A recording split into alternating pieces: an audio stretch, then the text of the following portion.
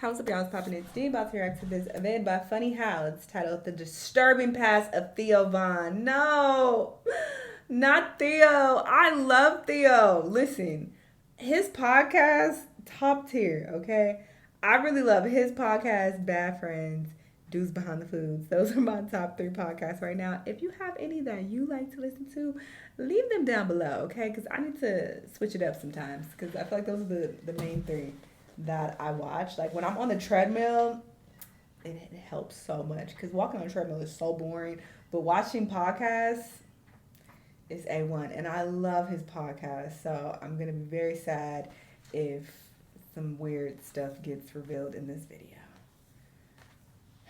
I'm nervous, but let's watch.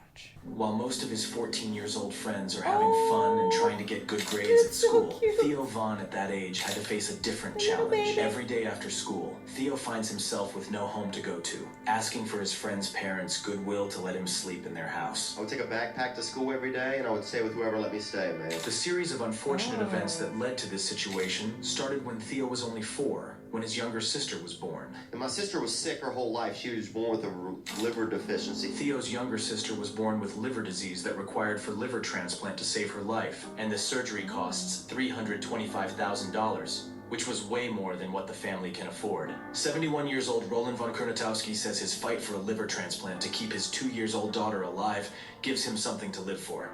That was what Theo's father said for Covington AP on an article published for a fundraiser. Fortunately, his sister got the transplant she needed to save her life. And she ended up getting a liver transplant. But the unfortunate health scare left the family's financial stability compromised. Theo's father, Roland, used to own a gift shop in New Orleans, which he sold to pay for surgeries his sister had before the transplant, and for other medical expenses. His mother, Gina Capitani, graduated from Duke University in law. Even though she graduated in honor by becoming second in her class, her career didn't live up to her promising academic performance. My mom was a smart woman.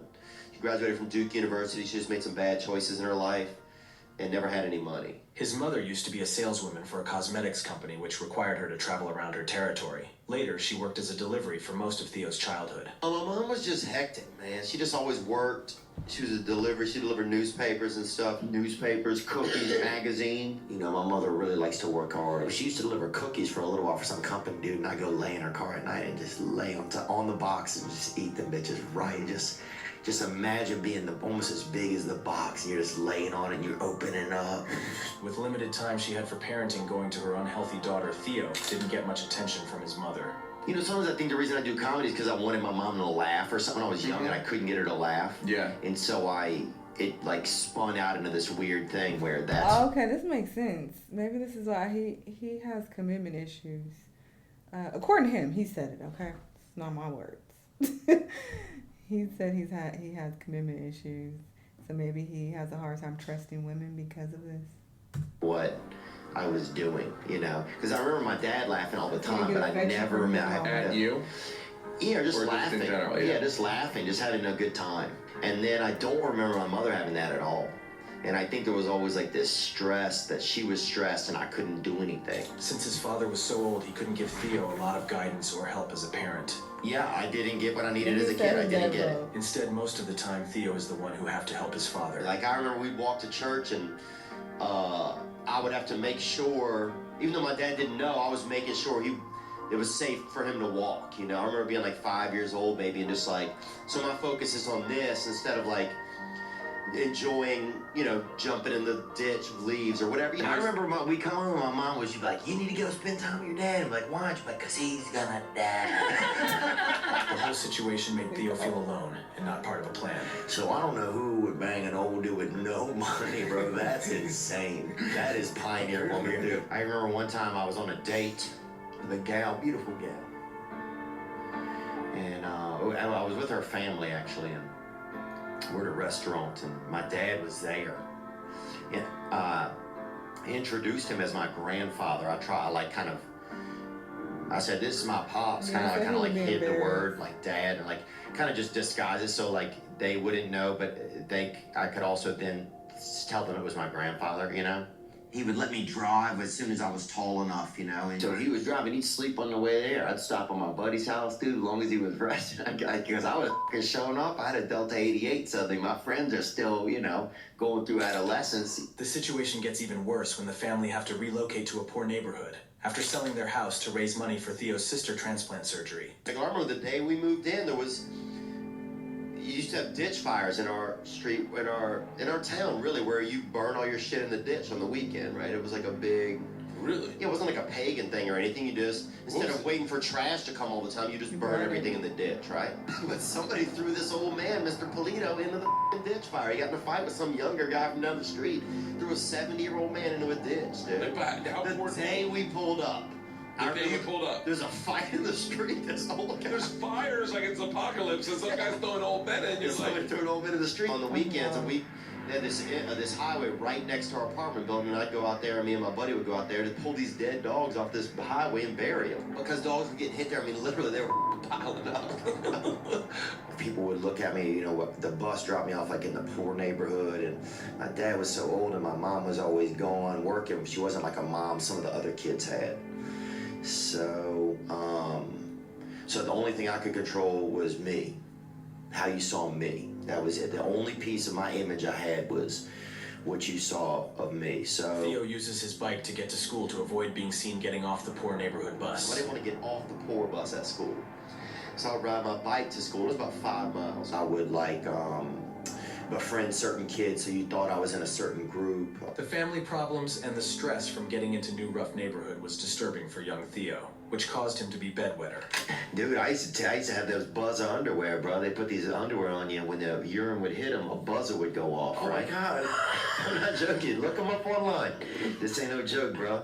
So I went to my grandparents. My mother didn't tell them that I had these, right? I'm really hoping these are a real thing and not just like a torture device your parents put on you. Not at all, That they bro. made by themselves. This doctor gave it to us, dude. This dude was a bona Looks like fide. Google. This dude was a bona fide doctor. So we went there. I got the electric pants on, dude. You know. But they didn't tell my grandfather, right? So they had a small house, bro, a little bitty house. So my crotch is just like he wakes up middle of the night, dude. You're on fire. I'm not on fire, but I'm buzzing hard, bro. Because I had apple juice, man, and I piss big on apple juice, dude. I spray out on the AJ. And so my grandfather's in there, right? And he's all scared and he's pushing me with a broomstick, dude. He thought I was dead, dude. He didn't know what had happened to me. He thought I was possessed or dead. At the age of 7, his parents divorced. This created a bigger gap in the relationship with his father. My dad would try to come over on the weekends and drive and see us. But he was getting older. He was 77, 78 at that point. And so he started hitting stuff on it. You know, he had to drive about 30, 40 miles to get to us.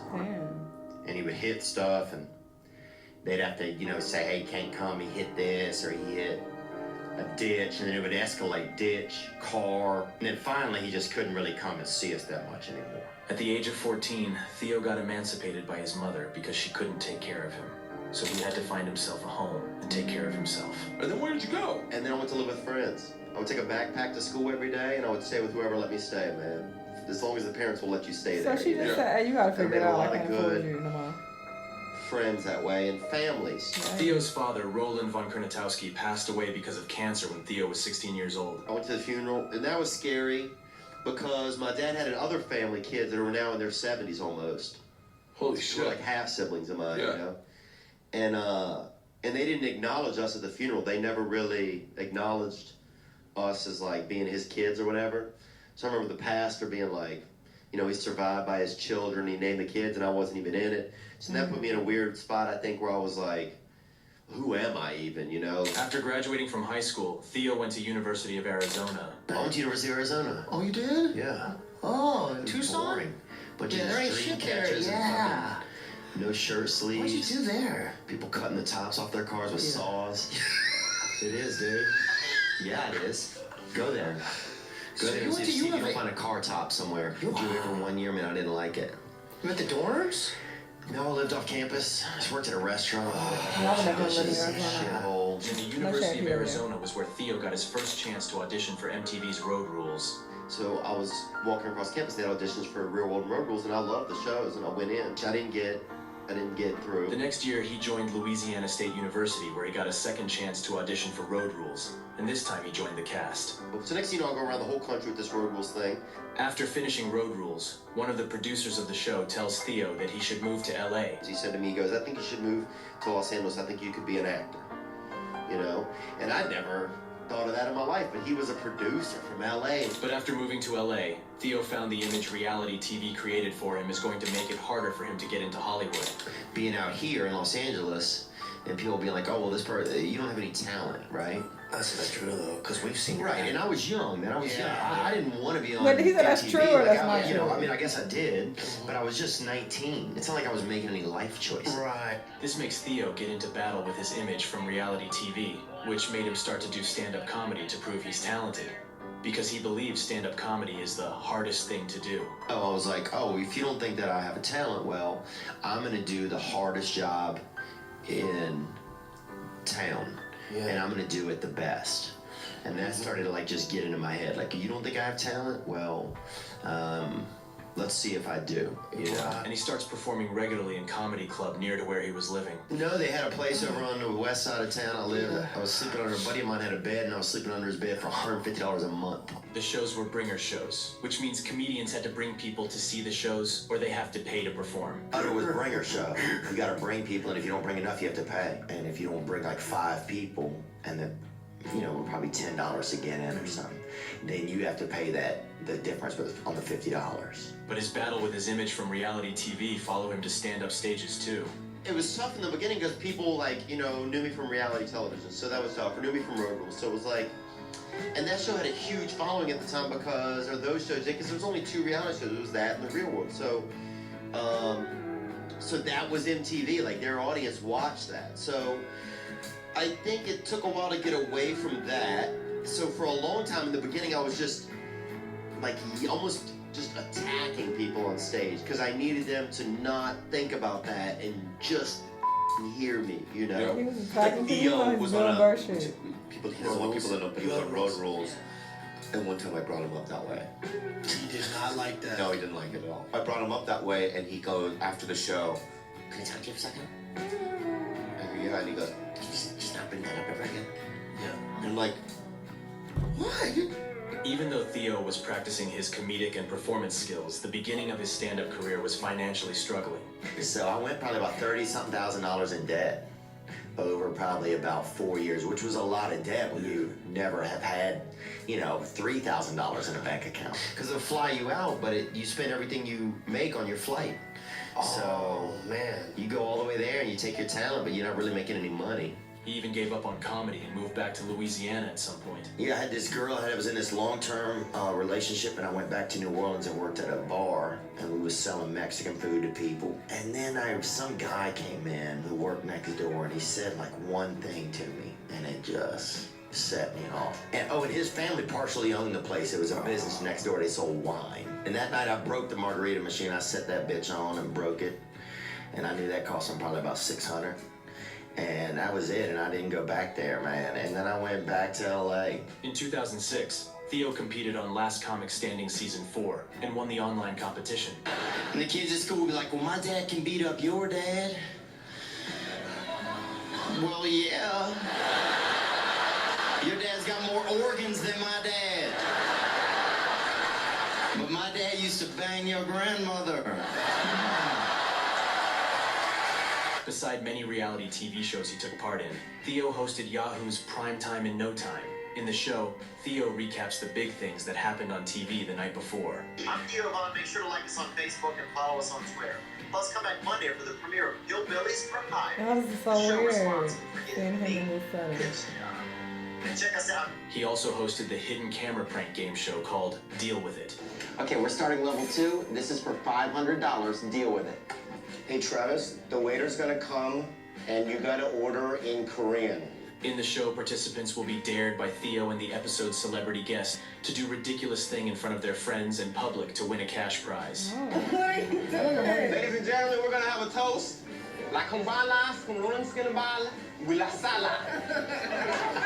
I've seen variations of this. this On concept, 2015, though, of Theo course. started a podcast called Allegedly with filmmaker Matthew Cole Weiss, which lasted 123 episodes. Each episode, they have a guest on to share crazy stories. With guest Jerry O'Connell talking Scientology. For those who don't know, I did a spoof of Tom Cruise's interview for Scientology. I did an interview for Scientology talking about the benefits of Scientology and On stuff. February 26, 2016, his Netflix special, No Offense, came out. Theo had very high expectation for the impact the special going to have on his growth and popularity as a stand-up comedian. But he was disappointed when he found out the outcome. It did nothing, man. I was so excited. I remember I went to Chattanooga. I'm all fired up. And I'm thinking it's going to be packed, man. And it wasn't even a big club. And there was 9 people in there. Damn. The same year he started his podcast this past weekend, before he made it officially a podcast, he uploaded a series of videos titled This Past Weekend, in which he tells stories and show how he spent his weekend on the road doing comedy. Why you got your camera there poised and ready to go, Theo? What's going on there? Oh, just letting my mom's and wondering what I'm up to. And she just thinks I'm just lonely, and I'm like, no, there's a little more to my life than that. On December 19th, he uploaded the first episode of his podcast, which he recorded in his closet. And this past weekend. It's the first one I ever done. I'm seeing how it goes. I'm literally sitting in my closet right now in my apartment in Los Angeles. I hung some blankets up on the walls. I don't even know if that's how you make a sound area for recording. I have a luggage bag laying on its side, like it was a casualty of war, and then I have this microphone sitting on top of it. I'm sitting in here. But Theo had no idea what this podcast could become until he appeared on the Joe Rogan Experience for the first time. I walked out of Rogan's and I said, I need to do something more like that. I didn't know I don't think I knew until I was there and hands-on in the environment that that's the way you could do it. Even by listening, I didn't get the concept 100%. And then I walked out and said, I need to do something more like that. And so I just started went in my kitchen and just started kind of talking about stuff and things that I was thinking about.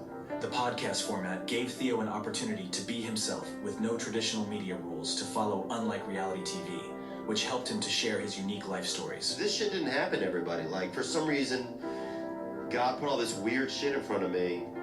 And so those are the things that I need to focus on. And that's when I started thinking that I became a little bit more confident, because I know what I'm talking about, I think. Like, I know what I'm explaining a place that I know, you know? Yeah. It's not like I'm trying to be like... Oh, when you started talking about where you grew up, yeah, on stage, you got more confidence. You knew what you were talking about. Yeah, I knew what I was talking about. So that just helped with my confidence. These stories are not just funny, but deeply emotional and helpful for a lot of listeners. Some guy came up to me this morning at the cafe and said, hey man, I got 5 years sober, you know. And you're just so excited when you see how somebody's life gets different or better. And not that I have anything to do with that, I don't feel like I do, but just that he wants to share that with me and that he feels okay sharing it, you know. Theo is one of the biggest stand-up comedians right now. By turning his unfortunate past to funny stories, he created a strong connection with his fans and a unique and an original persona. Oh, that's disturbing. What? Okay. I mean, I'm glad to know that it wasn't anything actually disturbing or weird. Because again, I was like, oh shit, what are they about to say about him? But yeah, I'm just like, what is disturbing about this? Some clickbait shit, whatever. I'm using the same title. But yeah, I really love his podcast, and I feel like he's unapologetically himself, which is why a lot of people do fuck with him. So yeah, it's really dope to get this background story and see, you know, where he came from. He's been grinding for a minute, so it's dope that it's finally paying off for him. Good shit. But yeah, if y'all want to check out his podcast, the episodes I recommend to get started. The one he has 2 with Drewski, but the first one that he has with Drewski, I feel like it came out like a year ago. Hilarious. Watch that one. That's one of my favorite ones. And then any one that he has with Bobby Lee is gold. I love when he does podcasts with Bobby Lee. And there are a couple others I can't think of right now, but yeah, he's funny. Y'all let me know what y'all think. Let me know what other videos you want to watch, and I'll see y'all on the next one. Bye!